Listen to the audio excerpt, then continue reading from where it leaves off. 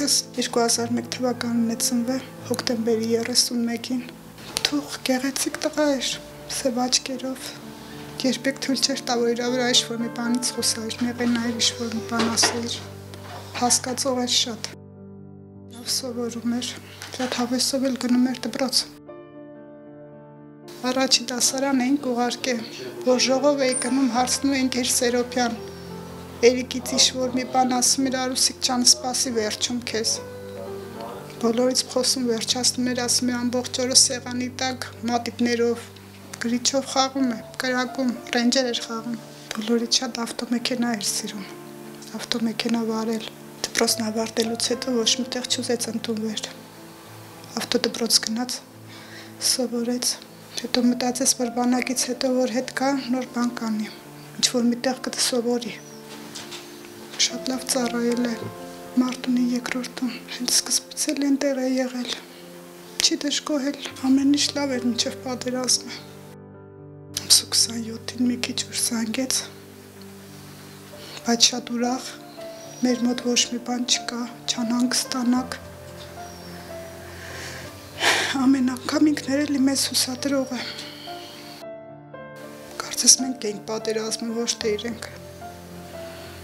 Անդադցի ծաղում ոչ մի բան չկա այստեղ, մենք թաքստոցում ենք, մենք լավ ենք։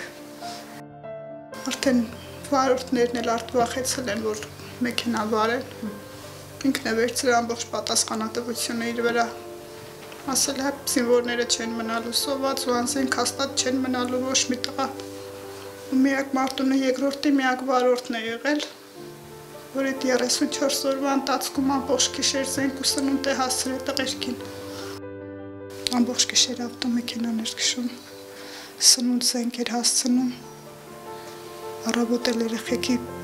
կողքին կանգնած էր պոստերում, տղերքի հետ էր, առանց հանգիստի։ Ինքը չի դժվարացել ոչ մի բանից, շատ շուտ հարմարվել է, շատ շուտ մեր բոլորի հետ ընկերացել, շատ լավ ընկեր է եղել բոլորի համար, հիմա էլ որ տղաներն արձակուրդ են գալիս, առաջինը մեր տուն են գալիս, հետո նոր իրենց տուն են գնում։ Որ եղբոր որդին ես էլ Վարդգեսը, ինքն էլ փորձում էր հասնել Երիկին, ամեն անգամ ասում էր հասնեմ Երիկիս, տենց էլ չհասավ, ես էլ իր ամենամոտ ընկերն է, Նորոն է։ Նորոն իրենց աչքի առաջ է զոհվել հենց այդ օրը ամսու 28-ին։ Ինքն էլ վիրավորվելով, երբ փորձել են իջեցնել իրան, չի թողել ոչ մեկին։ Ասել է, իսկ թողեք, ես լավ եմ։ Նորոյի մարմինը բերեք, չթողնեք Նորոն մնա այնտեղ։ Ոչ մեկին չի թողել, որ իրան օգնեն այդ պահին։ Մյուս ընկերը Ալեքսն է եղել դրա կողքին, երբ ընկել է սնարյադը։ Երկուսն էլ տեղում զոհվել են։ Ամսու 28-ին էլ Վարդգեսի զոհվելու մասին իմացանք։ Իր այդ զանգելուց նեղված էինք բոլորս, քիչ խոսացինք հետը։ Երկար չխոսացինք, անդադ հարցնում էր ինչ է եղել, եք տենց։ Ասենք ոչ մի բան, դրանից հետո իրանից էլ զանգ չստացանք։ Այդ վերջի զանգն էր ամսու 28-ին։ Ամսու 29-ին, որ զանգը հարեց, ասեց մի երկու կապ չի լինելու, ընդեղ բարձր է դիրքը։ Չեմ կարենալու խոսամ ձեզ հետ, չանհանգստանաք հանկարծ։ Անցավ 2-3 օր, իր ծննդյան օրը շատ էր սիրում, 31-ին որ չզանգեց, ասեց ինչ-որ մի բան են չէ իր հետ, ինքը չէր կար այս օրը մոռանալ ու չզանգեր։ Մինչև ամսու 12-ը չիմացանք, որ զոհվել է։ Երբ արդեն Ղարաբաղ գնացին ամուսինս ու որդիս, այնտեղ նոր իմացել էի, որ զոհվել է, մնացել են Միտրալ գոտում։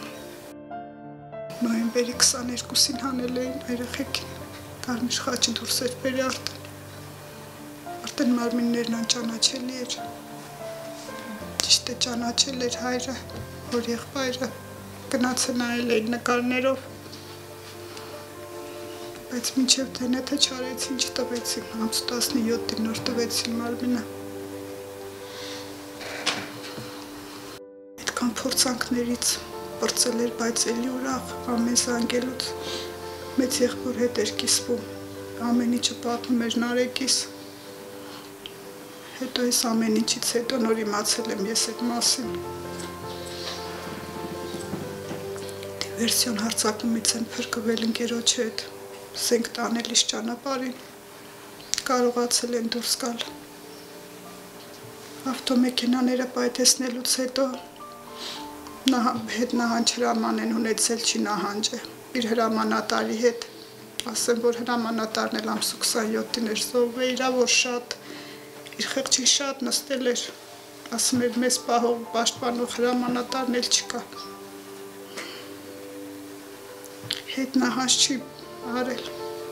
մնացել ամբողջ երեխեքի մարմինները դուրս էին բերել այդտեղից, հրամանատարի հետ։ Երկու անգամ մեքենան պայթեցրել էին, ամսու 23-ին երբ Ֆյուզուլիում է եղել, մեքենան պայթեցրել են ընկել են շրջափակման մեջ, ամսու 27-ից նոր շրջափակումից դուրս էին եկել։ Բազմաթիվ փորձություններից փրկվել էր, այդ մի հատն էլ որ փրկվեր,